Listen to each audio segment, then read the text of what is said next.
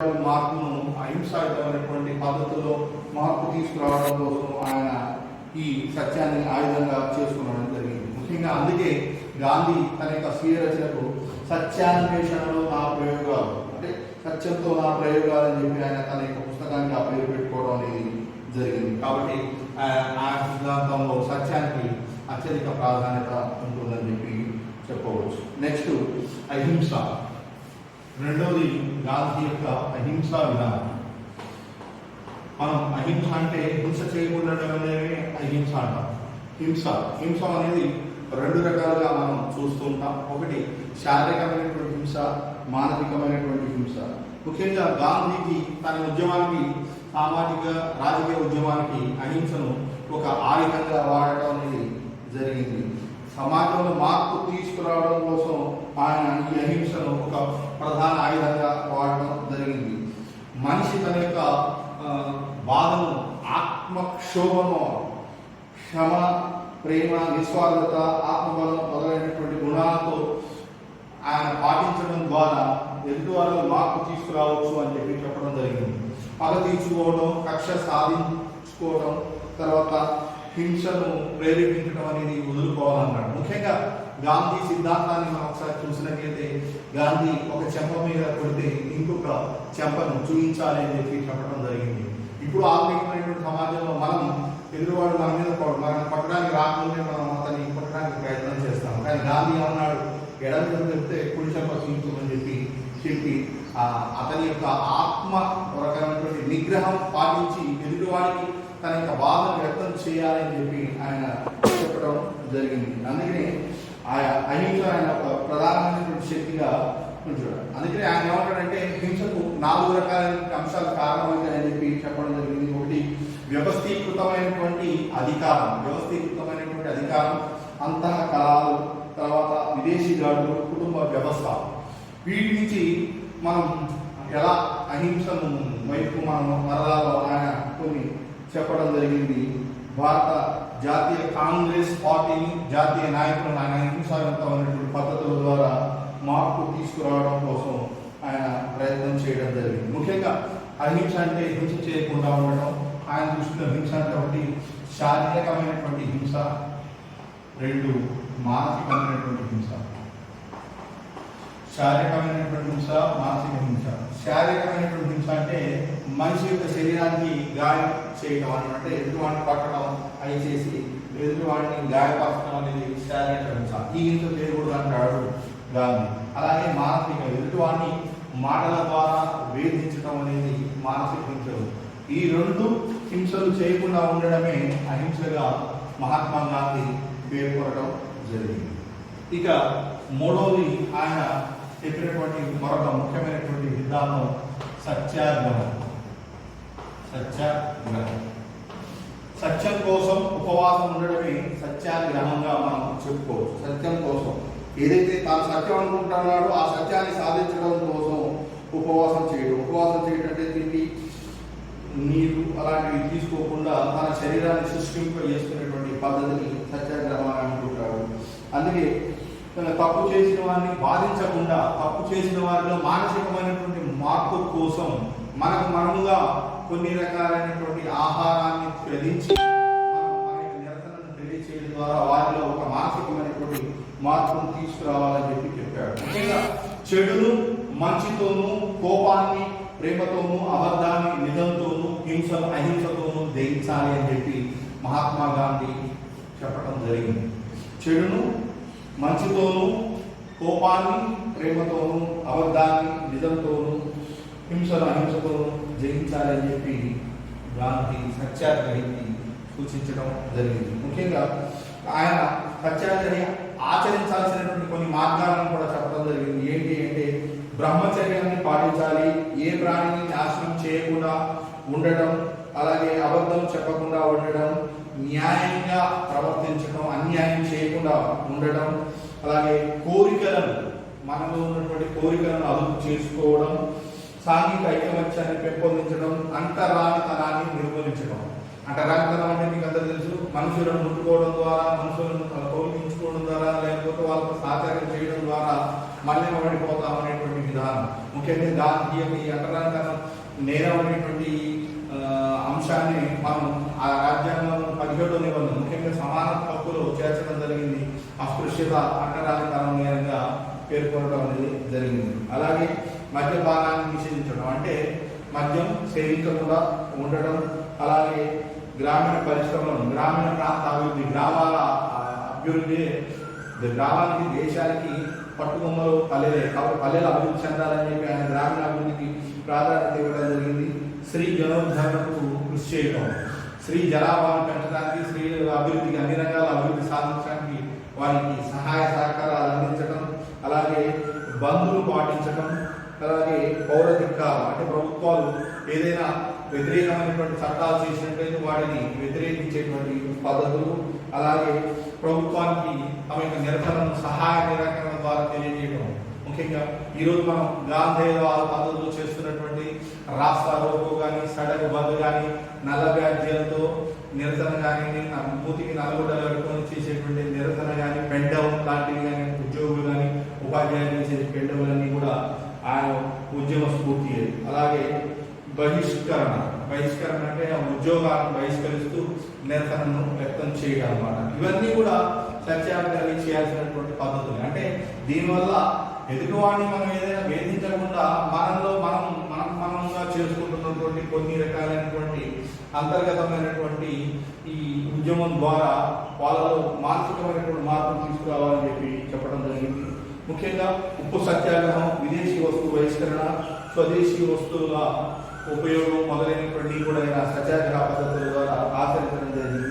ముఖ్యంగా తమ యొక్క శ్రమ దోపిడీ చేస్తున్నటువంటి దోపిడీదారులైనటువంటి యాజమాన్యాలకు వ్యతిరేకంగా అక్కడి కార్మికులకు ఆయన సత్యాగ్రహం చేయడం జరిగింది. అంటే ఏదైనా పరిశ్రమలో పనిచేస్తున్నటువంటి కార్మికులకు ఇవ్వవలసినటువంటి వేతనాలు ఇవ్వకుండా అదనంగా వాళ్ళతో పనిచేయించుకోవడం లాంటివి జరుగుతున్నప్పుడు వాటిలో మార్పు తీసుకురావడంలో ఒక కార్మికులు చేసేటువంటి ఉద్యమాన్ని సత్యాగ్రహంగా మనం ఇక్కడ చెప్పుకోవచ్చు.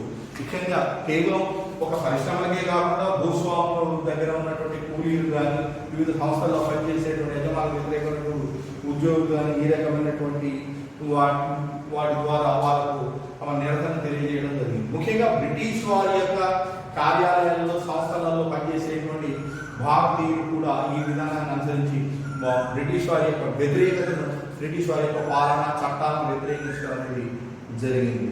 తద్వారా ఆయన రాజకీయ, సాంఘిక, సామాజికమైనటువంటి మార్పు కోసం కృషి చేయడం జరిగింది. నెక్స్ట్ సర్వోదయం. ఇంకొక సత్యాగ్రహ పద్ధతి సర్వోదయం. సర్వోదయం అనగా సమిష్టి శ్రేయస్సు, ఆర్థిక, సామాజిక, రాజకీయ రంగాల్లో మార్పు కోసం సర్వోదయం అనేది ఆయన ముఖ్యమైనటువంటి సిద్ధాంతంగా పేర్కొనడం జరిగింది. అంటే ప్రజల్లో మార్పు అనేది వస్తే ఆ సమసమాజ స్థాపన జరుగుతుందని చెప్పి ఈయన పేర్కొనడం జరిగింది. ఈ సందర్భంలో మన మార్క్స్ యొక్క సమసమాజ స్థాపన మనం ఉదాహరణగా తీసుకుంటే మార్క్స్ కూడా సమసమాజ స్థాపన కోసం కృషి చేయడం జరిగింది. కాకపోతే మార్క్స్ ఎంచుకున్నదేమో హింసాయుతమైనటువంటి పద్ధతి. అంటే ఒక వర్గం ఇంకొక వర్గాన్ని నిర్మూలించడం ద్వారా సమసమాజ స్థాపన జరుగుతుంది. లేకుంటే గాంధీ సత్యాగ్రహ పద్ధతుల ద్వారా, అహింసా విధానాల ద్వారా ప్రజల్లో మానసికమైనటువంటి మార్పు అనేది ఏర్పడినప్పుడు వాళ్ళకి సమాజం మీద ప్రేమ కలిగి, పేదల మీద ప్రేమ కలిగి ఈ ధర్మకర్తృత్వం అనేది ఆచరణలోకి వస్తుందని చెప్పి చెప్పడం జరిగింది. ముఖ్యంగా ఇక్కడ ఏ మార్పునైనా తీసుకురావడానికి సర్వోదయం అనేది ఉపయోగపడుతుంది. భూదానోద్యమం మొదలైన వాటికి ఈ సర్వోదయం అనేది ప్రధానంగా ఆయుధంగా ఉపయోగించుకోవడం జరిగింది. ఇక ధర్మకర్తృత్వం.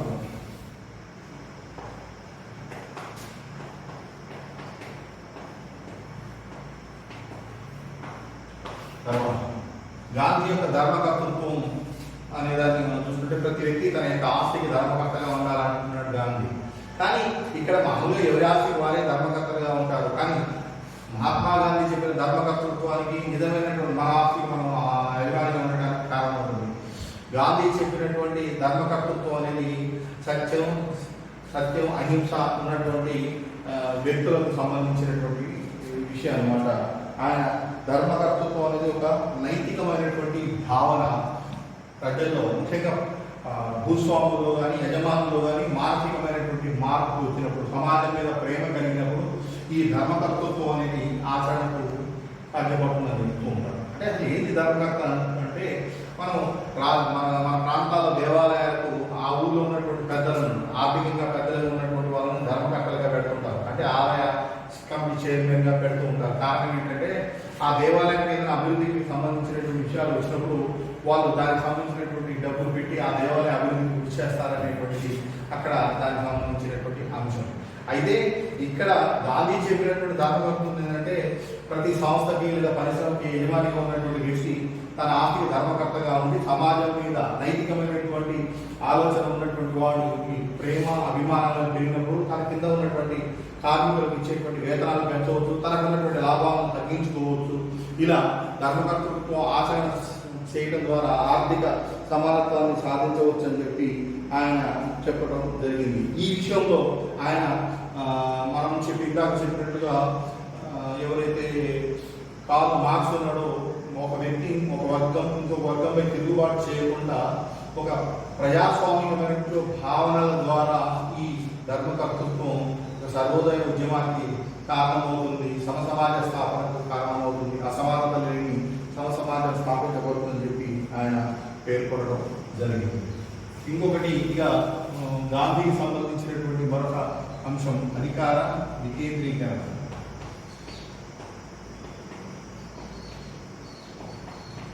అధికార వికేంద్రీకరణ. మహాత్మా గాంధీ స్వేచ్ఛ స్వాతంత్రాలు ప్రజలకు అందాలి అంటే అధికార వికేంద్రీకరణ అనేది జరగాలని కోరుకోవడం జరిగింది. అంటే అధికార వికేంద్రీకరణ అంటే ప్రజలకు అందుబాటులో ప్రభుత్వాలు ఉండడం, అంటే ప్రభుత్వాలను కేంద్ర రాష్ట్ర స్థానిక ప్రభుత్వాలుగా విభజించబడి ప్రజలకు అందుబాటులో స్థానిక ప్రభుత్వాలు ఉన్నట్లయితే ప్రజల సమస్యలు ఎక్కువగా పరిష్కరించడం అనేది జరుగుతుంది.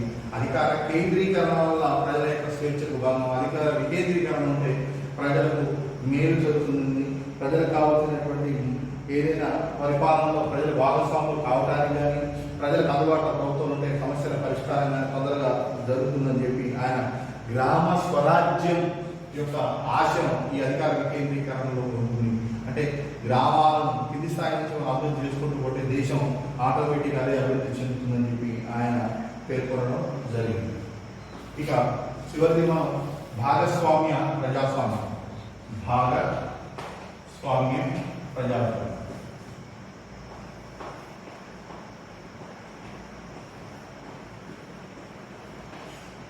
ప్రజాస్వామ్యం అంటే మెజారిటీ పరిపాలన అనేటువంటిది మనకు అందరికీ తెలిసినటువంటి. అయితే ఇక్కడ గాంధీ చెప్పినటువంటి ప్రజాస్వామ్యం అందరి భాగస్వామ్యం ద్వారానే నిజమైనటువంటి ప్రజాస్వామ్యం అనేది సాధ్యమవుతుందని చెప్పి చెప్పడం జరిగింది. అంటే మెజారిటీ నిర్ణయాలను మైనార్టీలు గౌరవించాలి, మైనార్టీల యొక్క హక్కులను స్వేచ్ఛను మెజారిటీలు గుర్తించాలని చెప్పడం జరిగింది.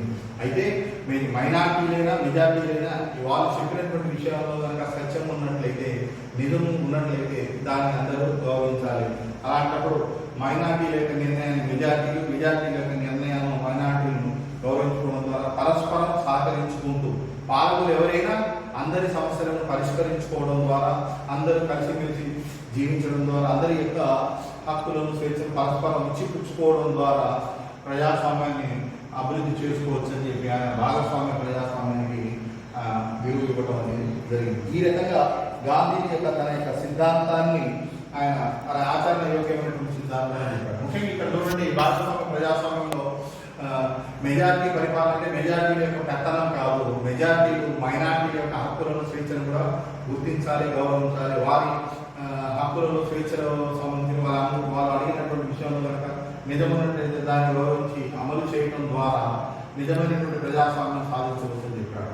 ఈ రకమైనటువంటి సిద్ధాంతాల ద్వారా మహాత్మా గాంధీ ప్రజల్లో ఒక మానసికమైనటువంటి మార్పును తీసుకురావడంతో పాటు భారతదేశానికి స్వాతంత్రం తీసుకురావడం కోసం, బ్రిటిష్ పాలకులలో మార్పు తీసుకురావడం కోసం తన జీవితంతో పోరాటం జరిగింది. చివరకు 1947 ఆగస్టు 15 భారతదేశానికి స్వాతంత్రం తీసుకొచ్చినటువంటి మహాత్మా గాంధీ నాథూరామ్ గాడ్సే చేతిలో 1948 జనవరి 30న ఆయన తుపాకీ గుళ్లకు బలి చనిపోవడం జరిగింది. జాతిపితగా గౌరవించుకున్నటువంటి మన దేశంలోని ఆ జాతిపితను మట్టుపెట్టినటువంటి వ్యక్తిని మనం చూడటం జరిగింది. ఇది దౌర్భాగ్యమైనటువంటి పరిస్థితి. ఈ రకంగా గాంధీ తన జీవితాంతం భారతదేశ అభివృద్ధికి, భారతదేశ స్వాతంత్రానికి, భారతదేశ ప్రజల యొక్క అభ్యున్నతికి పాల్పడ్డాడని చెప్పి చెప్పవచ్చు. డిగ్రీ విద్యార్థుల కోసం గాంధీయిజం అనేటువంటి పాఠాన్ని చెప్పబోతున్నాం. మహాత్మా గాంధీ గురించి మనందరికీ తెలుసు. జాతిపితగా భారతదేశంలో ఒక ప్రముఖమైనటువంటి గుర్తింపు తెచ్చుకున్నటువంటి వ్యక్తి మహాత్మా గాంధీ. భారతదేశ స్వాతంత్ర పోరాటంలో అలుపెరుగని పోరాటంతో సత్యం, అహింస, సత్యాగ్రహం అనేటువంటి వాటిని సాధనాలుగా చేసుకొని భారతదేశాన్ని స్వాతంత్రం కోసం చివరికంటూ పోరాడి స్వతంత్ర భారతదేశంలో ఒక తీవ్రవాద చేతిలో చనిపోయినటువంటి వ్యక్తిగా మనం గాంధీ చెప్తాం. గాంధీ గురించి మనం మాట్లాడుకునేటప్పుడు గాంధీ యొక్క జీవిత చరిత్రను ఒకసారి తెలుసుకున్నట్లయితే, మహాత్మా గాంధీ 1869 అక్టోబర్ 2 గుజరాత్లోని పోర్బందర్లో ఆయన ఒక కోమటి కుటుంబంలో జన్మించడం జరిగింది. ఆయన పూర్తి పేరు మోహన్ దాస్ కరమ్చంద్ గాంధీ, ఎంకే గాంధీ అని పిలుస్తాం. అయితే ఆయన తల్లి పుత్రిబాయి, తండ్రి కరమ్చంద్ గాంధీ. ఆయన బారిస్టర్, న్యాయవాద విద్యను లండన్లో పూర్తి చేసుకొని ఒక కేసు నిమిత్తం 1897 మే 24 ఆయన సౌత్ ఆఫ్రికాకు వెళ్ళడం జరిగింది, దక్షిణాఫ్రికాకు వెళ్ళడం జరిగింది. అయితే ఈ సందర్భంలో ఆయన రైల్లో ప్రయాణం చేస్తున్నప్పుడు కొంతమంది శ్వేత జాతీయుల, ముఖ్యంగా బ్రిటిష్ వారి చేతుల్లో ఆయన అవమానానికి గురవుతాడు. ఆ అవమానంతో ఆయనలో ఒక మార్పు అనేది రావడానికి కారణమైంది. అంటే ఉన్నత విద్య చెందినటువంటి అలాంటి వారిని పట్లనే వీరు ఇలా వ్యవహరిస్తున్నారంటే మన భారతదేశంలో ఉన్నటువంటి సామాన్య ప్రజల యొక్క పరిస్థితి ఏంటనేటువంటి ఆలోచన కలిగింది. అదే సందర్భంలో దక్షిణాఫ్రికాలో జరిగినటువంటి అనేకమైనటువంటి దారుణాలను చూశారు. ముఖ్యంగా అక్కడ ఉన్నటువంటి మెజారిటీ ప్రజలైనటువంటి ఆ దేశ పౌరులైనటువంటి నల్ల జాతీయుల పట్ల అక్కడ శ్వేత జాతులు అనుసరిస్తున్నటువంటి జాత్యహంకారాన్ని ఆయన నిరసిస్తూ అనేకమైనటువంటి నల్ల జాతి ఉద్యమాల్లో ఆయన పాల్గొనడం జరిగింది. ఆ తర్వాత ఆయన 1915లో భారతదేశానికి తిరిగి రావడం జరిగింది. ఈ సందర్భంలో అప్పటి నాయకుడైనటువంటి, ముఖ్యంగా భారత జాతీయ కాంగ్రెస్ నాయకుడైనటువంటి తిలక్ మరణించినటువంటి సందర్భంలో మొట్టమొదటిసారిగా ఆయన 1917లో చంపారన్ నీలి రైతులు చేస్తున్నటువంటి న్యాయమైనటువంటి ఉద్యమాలు, రైతు ఉద్యమాలకు మద్దతు పలకడం ద్వారా ఆయన ప్రత్యక్షంగా రాజకీయ ఉద్యమానికి శ్రీకారం చుట్టడం జరిగింది. ఆయన పాల్గొన్నటువంటి అనేకమైనటువంటి పోరాటాల్లో ముఖ్యమైనటువంటి పోరాటాలు 3 ఉంటాయి. ఒకటి సహాయ నిరాకరణ ఉద్యమం లేదా ఖిలాఫత్ ఉద్యమం అంటాం, అది 1920-22లో జరిగింది. అలాగే సత్యాగ్రహం లేదా శాసనోల్లంఘన ఉద్యమం అంటాం, 1930-34లో జరిగింది. అలాగే క్విట్ ఇండియా ఉద్యమం, మహాత్మా గాంధీ చేసినటువంటి చివరి ఉద్యమం క్విట్ ఇండియా ఉద్యమం 1942-44. ముఖ్యంగా ఈ 3 ఉద్యమాల గురించి మనం ఒకసారి మాట్లాడుకున్నట్లయితే, మహాత్మా గాంధీ సహాయ నిరాకరణ ఉద్యమం 1920 నుంచి 22 వరకు కొనసాగింది. ఇక్కడ సహాయ నిరాకరణ అంటే స్వదేశీ వస్తువుల వినియోగం, విదేశీ వస్తువులను త్యజించడం అనేటువంటి నినాదంతో ఈ సహాయ నిరాకరణ ఉద్యమం జరిగింది. ముఖ్యంగా ఇంగ్లీష్ ఏదైతే ఆంగ్లేయులకు సంబంధించినటువంటి బిరుదులను కానీ, ఆంగ్లేయులకు సంబంధించినటువంటి ఆంగ్లేయ విద్యను వ్యతిరేకించడం కానీ, ఆంగ్లేయులు తయారు చేసినటువంటి వస్తువులను వినియోగించుకోకపోవడం, ఆ రకంగా ఆంగ్లేయుల పట్ల సహాయ నిరాకరణ, ముఖ్యంగా ఆంగ్లేయులు ముఖ్య అధికారులు ఉన్నటువంటి ఆఫీసులు, కార్యాలయాలను ఉద్యోగులు బహిష్కరించడం లాంటి ఉద్యమం. ఈ సందర్భంలోనే మహాత్మా గాంధీ బ్రిటిష్ వాళ్ళు తనకి ఇచ్చినటువంటి ఖైదర్-ఈ హింద్ అనేటువంటి బిరుదును కూడా త్యజించడం అనేది జరిగింది, అంటే వదిలివేయడం జరిగింది. అయితే ఈ ఉద్యమం మంచిగా కొనసాగుతున్నటువంటి సమయంలో గోరఖ్పూర్లోని, ఉత్తరప్రదేశ్లోని గోరఖ్పూర్లోని చౌరా చౌరి అనేటువంటి వద్ద కోపోద్రికులైనటువంటి కొంతమంది జాతీయ నాయకులు, అంటే ముఖ్యంగా భారతదేశ పౌరులు, ముఖ్యంగా స్వాతంత్ర పోరాటంలో పాల్గొన్నటువంటి కొంతమంది నాయకులు ఒక ఎస్ఐతో సహా 22 మంది పోలీసులను సజీవ దహనం చేశారు 1922లో. దీంతో మనస్తాపం చెందినటువంటి మహాత్మా గాంధీ ఈ సహాయ నిరాకరణ ఉద్యమాన్ని 1922లో నిలిపివేయడం జరిగింది. ఇది సహాయ నిరాకరణ ఉద్యమానికి సంబంధించినటువంటి విషయం. ఇక సత్యాగ్రహ ఉద్యమం లేదా శాసనోల్లంఘన ఉద్యమం గురించి గురించి మాట్లాడుకుంటే 1930 నుంచి 34లో జరిగింది. ముఖ్యంగా మహాత్మా గాంధీ తన యొక్క మన సబర్మతి ఆశ్రమం నుంచి సుమారుగా 240 మైళ్ళు 78 మంది అనుచరులతో 240 మైళ్ళు నడిచి వెళ్ళి అరేబియా సముద్రం మార్గం ద్వారా దండి అనేటువంటి గ్రామాన్ని చేరుకొని బ్రిటిష్ వాళ్ళు ఉప్పుపై వేసినటువంటి చట్టాలను ఉల్లంఘించడం కోసం ఉప్పును చేతిలో పట్టుకొని ఉప్పు చట్టాలను ఉల్లంఘించడాన్ని మనం ఈ సత్యాగ్రహం, దీన్ని ఉప్పు సత్యాగ్రహం అంటాం, లేదా బ్రిటిష్ వారి యొక్క చట్టాలను వ్యతిరేకించినటువంటి ఉద్యమం కాబట్టి దీన్ని శాసనోల్లంఘన ఉద్యమం అంటాం. నేను మరొకసారి చెప్తున్నాను, మహాత్మా గాంధీ ఉప్పు సత్యాగ్రహం లేదా శాసనోల్లంఘన ఉద్యమం అనేది 1930 నుంచి 34 వరకు కొనసాగింది. 1930లో మహాత్మా గాంధీ తాను నివసిస్తున్నటువంటి సబర్మతి ఆశ్రమం నుండి 240 మైళ్ళు నడిచి వెళ్ళడం జరిగింది. 78 మంది అనుచరులతో వెళ్ళి దండి అనేటువంటి గ్రామాన్ని చేరి, అంటే సముద్ర తీరం వెంబడి ఉన్నటువంటి అరేబియా సముద్ర తీరం వెంబడి ఉన్నటువంటి దండి అనేటువంటి గ్రామాన్ని చేరుకొని అక్కడ ఉప్పును తయారు చేస్తున్నటువంటి రైతులకు మద్దతుగా ఉప్పును చేతబట్టుకొని ఉప్పు చట్టాలను ఉల్లంఘిస్తున్నట్టుగా ఆయన ప్రకటించడం జరిగింది. ఈ రకంగా బ్రిటిష్ వారి యొక్క చట్టాలను, శాసనాలను ఉల్లంఘించినటువంటి ఉద్యమంగా శాసనోల్లంఘన ఉద్యమం, అలాగే ఉప్పును చేతబట్టుకొని ఆయన చేసిన ఉద్యమం కాబట్టి ఉప్పు సత్యాగ్రహం అని చెప్పి చెప్పడం జరిగింది. ఇది 1930 నుంచి 34 వరకు కొనసాగింది. ఈ సందర్భంలో గాంధీని బ్రిటిష్ వాళ్ళు అరెస్ట్ చేసి ఎరవాడ జైల్లో ఉంచడం అనేది కూడా జరిగిందని చెప్పుకోవచ్చు.